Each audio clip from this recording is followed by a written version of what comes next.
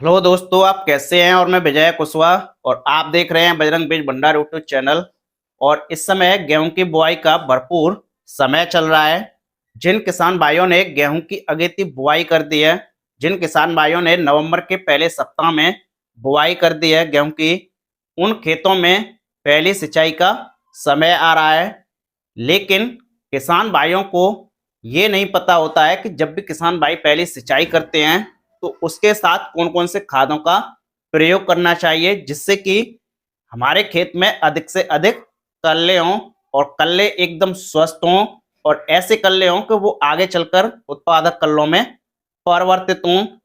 आज हम इस वीडियो में जानकारी करेंगे कि किसान भाइयों को गेहूं की फसल में पहली सिंचाई कब करनी चाहिए, इसका एक सटीक समय क्या है और पहली सिंचाई के साथ साथ कौन कौन से खादों का प्रयोग करना चाहिए, जिससे कि गेहूं की फसल में अधिक से अधिक कल्ले हों और फसल ऐसी हो जो एकदम हरी भरी हो, स्वस्थ हो और खेतों की अपेक्षा फसल देखने में अच्छी लगे।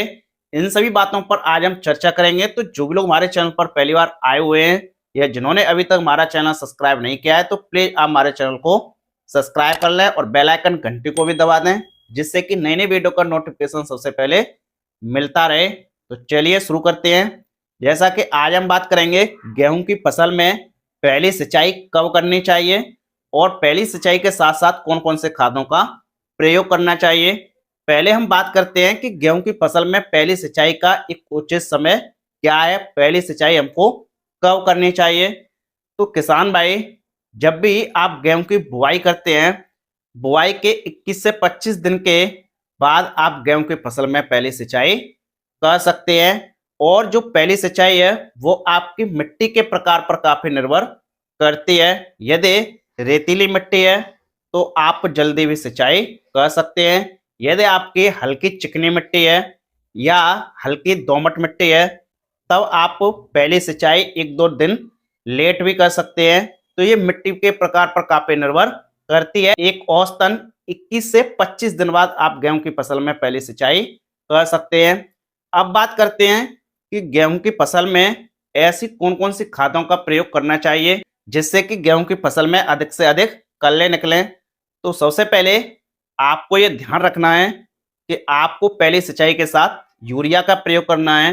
किसान भाई क्या करते हैं कि पहले ये 50 किलोग्राम में आता था, तब भी एक बैग प्रति एकड़ के हिसाब से लगाते थे, लेकिन अब ये 45 किलोग्राम में आ रहा है, तब भी ये एक बैग प्रति एकड़ के हिसाब से लगाते हैं। लेकिन आपको ये नहीं करना है। आपका एक एकड़ खेत है तो आपको 55 से 60 किलोग्राम यूरिया लेना है।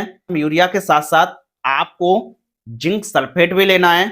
जिंक सल्फेट आपको 33% जो कि जिंक सल्फेट आता है, जैसे कि दयाल कंपनी का आता है, पारस कंपनी का आता है, जो भी फर्टिलाइजर कंपनियां होती हैं सभी कंपनियां इस जिंक को देती हैं। तो आपको जिंक सल्फेट भी लेना है। जिंक सल्फेट यदि आप लेते हैं तो 5 से 7 किलोग्राम प्रति एकड़ के हिसाब से लेना है। जिंक सल्फेट से क्या होगा कि आपके जो फसल है वो एकदम हरी भरी रहेगी, क्लोरोफिल की मात्रा बढ़ेगी और इसमें कल्ले भी अधिक निकलेंगे।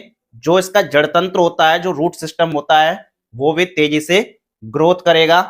इसी के साथ साथ आपको ह्यूमिक एसिड लेना है। ह्यूमिक एसिड 1.5 से 2 किलोग्राम प्रति एकड़ के हिसाब से लेना है। इसी के साथ साथ आपको सल्फर भी लेना है। सल्फर जो कि 90% आता है वो आपको लेना है। वो आपको 5 से 7 किलोग्राम प्रति एकड़ के हिसाब से लेना है। इन सभी खादों को अच्छी तरीके से मिलाकर इनका आपको घोल बना लेना है और घोल बना के एक ड्रम में भर लेना है। जब भी आप गेहूं की फसल में पहली सिंचाई कर रहे हैं तो आप किसी बर्तन के साथ आप प्रति क्यारी में इसका प्रयोग कर सकते हैं।